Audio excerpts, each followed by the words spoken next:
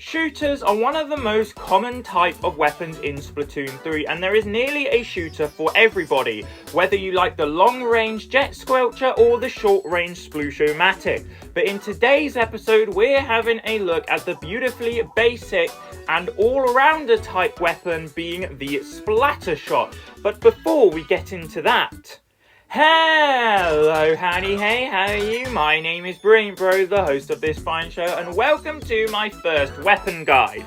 I totally did not make two weapon guides before this, but thought they were rubbish and decided to let them fade into the history of my channel. So, I hope you all enjoy, and let's get into it. So, first of all, overall, I think the Splattershot is a very good weapon for new players. It will be one of the first weapons you unlock, and overall, I think it's actually one of the best shooters in Splatoon 3 currently at the time of recording this. It's just so easy to understand and easy to use.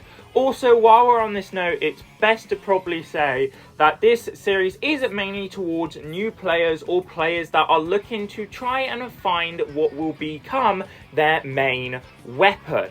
So with that, let's have a look at its kit, being the Suction Bomb as its sub-weapon and the Trizooka as its special weapon.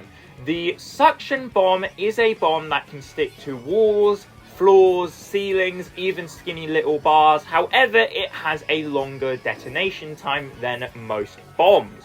And its special weapon is the Trizooka, which is a long-ranged weapon which fires 3 projectiles that has a certain kind of curved arc to it and can be a pretty good special in certain scenarios. So, as a quick recap, the Splattershot is a easy to use weapon, and I would definitely recommend it for players that are new to the franchise. And because it's an all-rounder, it's pretty much good in every scenario and in every game mode. Its kit is the Suction Bomb, which has a longer detonation than most bombs and can stick to walls and ceilings.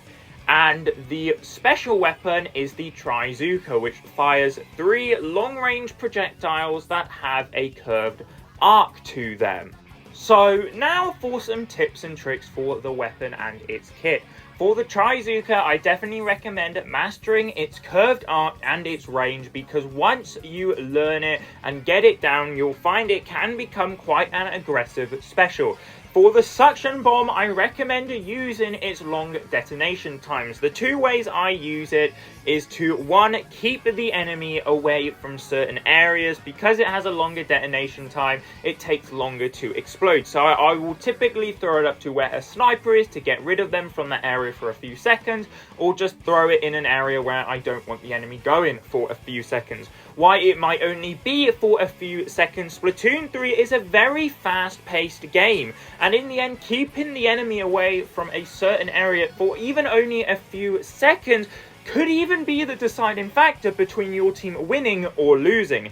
And the second way I use it is to lure the enemy towards me. I don't know if this is just something that I do, but because of its long detonation time, I will typically try and throw it almost behind my enemy to force them to come closer towards me, because, well, they can't go backwards, and then it will force them into my splatting range, and then boom, I will splat them. As for the actual Splattershot weapon itself, I would definitely recommend to play more aggressive with it. Trust me when I say that I learned and found out that I became a lot better with the weapon when I played more aggressively with it. It is a really aggressive weapon, as it has quite a quick kill time, and it typically is just a super aggressive weapon, kind of like the dualies, for example. So definitely play it more aggressive and less defensive.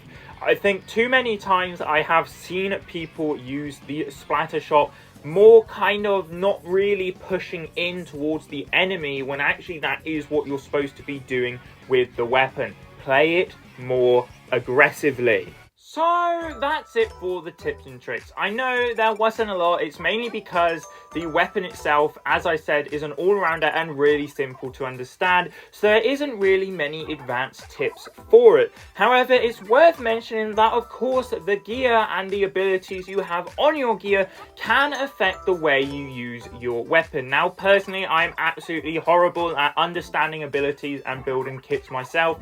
However, this amazing website that I found, which I believe is pronounced Sendu Inc., which is an amazing website where people can post builds for weapons. You can go there and find basically a build for pretty much any and every weapon in Splatoon 3, so I would definitely recommend heading on over there and having a look at some builds that people have posted for the weapon of your choosing. I will leave a link down in the description below. However, if you can't go on the website or can't find it for whatever reason, I have had a little look, and the 3 main abilities that people typically have in their main ability slots is Last Ditch Effort, I believe is what it's called, Ninja Squid, and Stealth Jump. So there you go. There are some abilities for your main ability slot.